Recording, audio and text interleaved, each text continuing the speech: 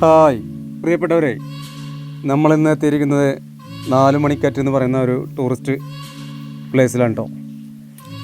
ചാവക്കാട് നിന്ന് NH66 തൃപ്രയാറ് പോകുന്ന വഴി 3-ാം കല്ലിൽ നിന്ന് റൈറ്റിലേക്ക് തിരിയാം.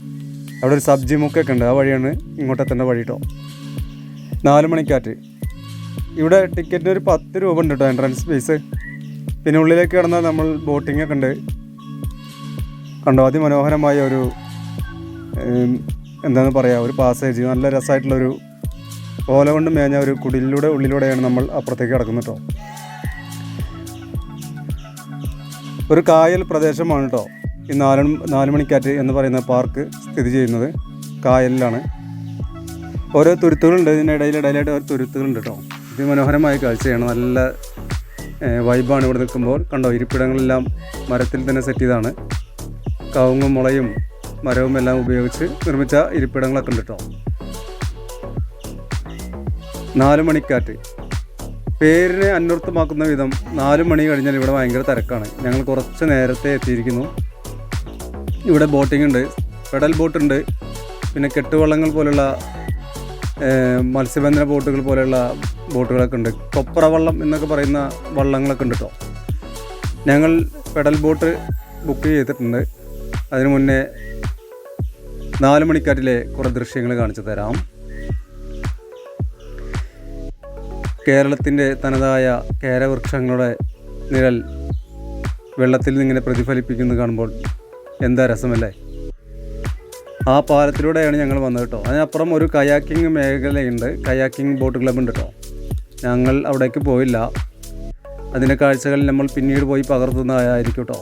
പിന്നീട് പകർത്തി കാണിച്ചു തരാം. അപ്പോൾ ഞാൻ നേരത്തെ പറഞ്ഞ പോലെ തന്നെ ഒരു തുരുത്തിലേക്ക് കടക്കുകയാണ്. പാലം വഴി അതിമനോഹരമായി സെറ്റ് ചെയ്ത ഒരു പാലമാണ്.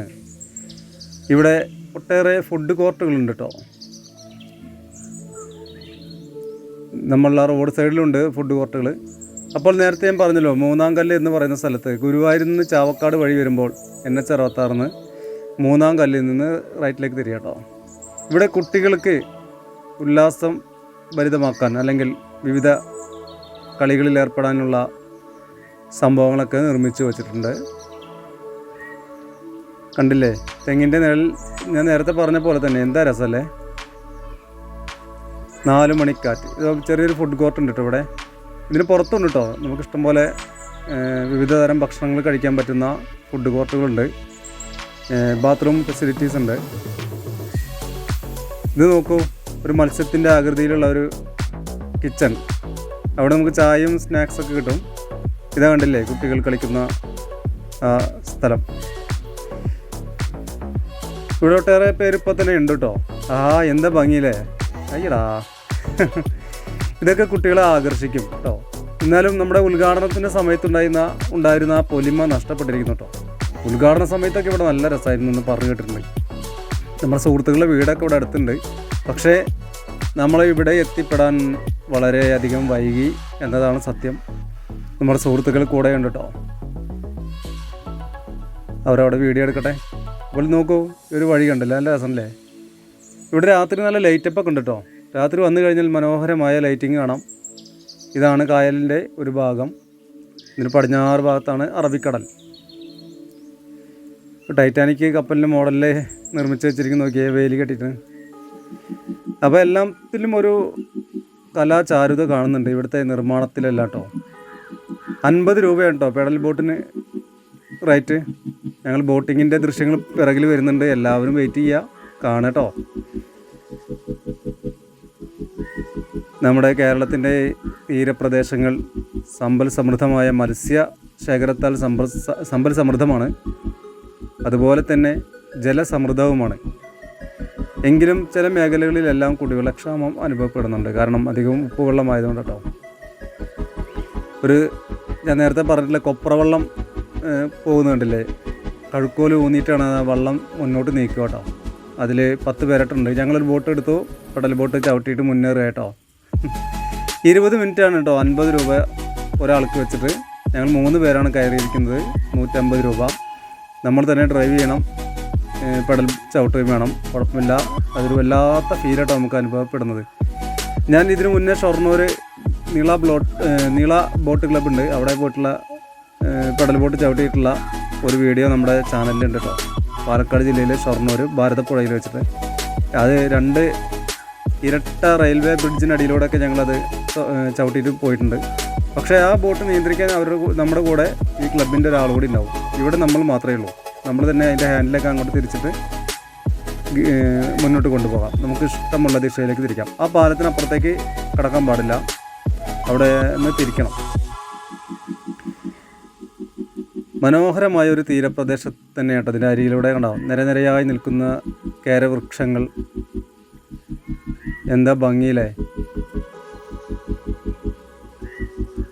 അപ്പോൾ ഇതൊക്കെയാണ് ഞങ്ങൾ കേട്ടോ. വെയിൽ കറക്റ്റായിട്ട് മുഖത്തേക്കാണ് അടിക്കുന്നത്. എന്തൊക്കെയോ പറയുന്നുണ്ട്, മ്യൂട്ട് ചെയ്ത് ഞങ്ങൾ. ഓക്കെ, എന്താ രസമല്ലേ. ശരിക്കും ഒരു ചിത്രം വരച്ച പോലെയുള്ള ഒരു ഫീൽ നൽകുന്നില്ലേ. ഒറിജിനാലിറ്റി അല്ല ചിത്രം എന്നറിയാം, എങ്കിൽ കൂടിയും ചിത്രത്തിന് കുറച്ചുകൂടി ഭംഗി കൂടുമല്ലോ. അപ്പോൾ എല്ലാവരും നമ്മുടെ വീഡിയോ കാണുന്ന ആളുകളെല്ലാം തൃശ്ശൂർ ജില്ലയിലേക്ക് വരുന്നുണ്ടെങ്കിൽ, ഗുരുവായൂർ വരുന്നുണ്ടെങ്കിൽ അവിടുന്ന് കുറച്ച് കിലോമീറ്റർ ഉള്ളൂ ചാവക്കാട് വരിക. ചാവക്കാട് നിന്ന് 6-7 കിലോമീറ്റർ മാത്രമേ ഇങ്ങോട്ട് ദൂരമുള്ളൂ കേട്ടോ. ഇവിടെ കണ്ടൽക്കാടുകളൊക്കെ ഉണ്ട് കേട്ടോ. ഇതെല്ലാം പ്രൈവറ്റ് പ്രോപ്പർട്ടികളാണ്, ഗവൺമെൻറ്റിൻ്റെ അല്ല. കായൽ മാത്രമേ ഗവൺമെൻറ്റിൻ്റെ ഉണ്ടാവുള്ളൂ തോന്നുന്നു. അപ്പോൾ ഞങ്ങൾ ആ ദിശയിലൂടെയൊക്കെ ഒന്ന് ബോട്ട് ചവിട്ടി വിടുകയാണ്. അവിടെ ഒരു ഫ്ലാഗ് വെച്ചിട്ടുണ്ട്. ആ ഫ്ലാഗാണ് നമ്മുടെ ഫിനിഷിങ് പോയിൻ്റ് കേട്ടോ.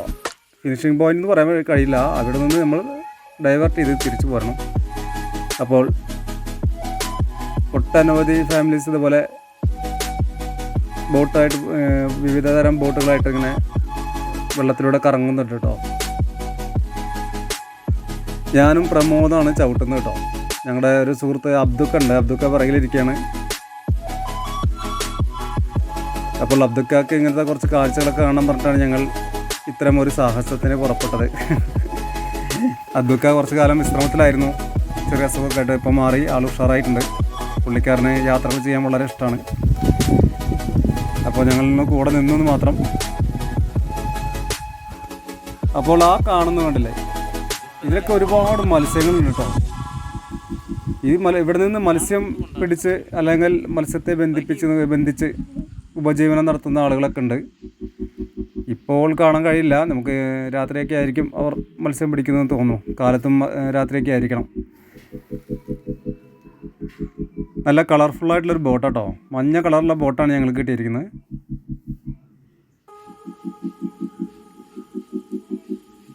അപ്പോൾ ഞങ്ങൾ ഫിനിഷിംഗ് പോയിന്റ് തിരിച്ചു കേട്ടോ. തുടങ്ങിയിടത്തേക്ക് തന്നെ എത്തുകയാണ്, ആ തീരത്തേക്ക് തന്നെ മടങ്ങുകയാണ് കേട്ടോ. ഈ വെള്ളമെല്ലാം വരുന്നത് നമുക്കറിയാലോ, പശ്ചിമഘട്ട മലനിരകളിൽ നിന്ന് വന്നിട്ട് കെട്ടി നിൽക്കുന്ന വെള്ളങ്ങളാണ്, ജലശേഖരമാണ്.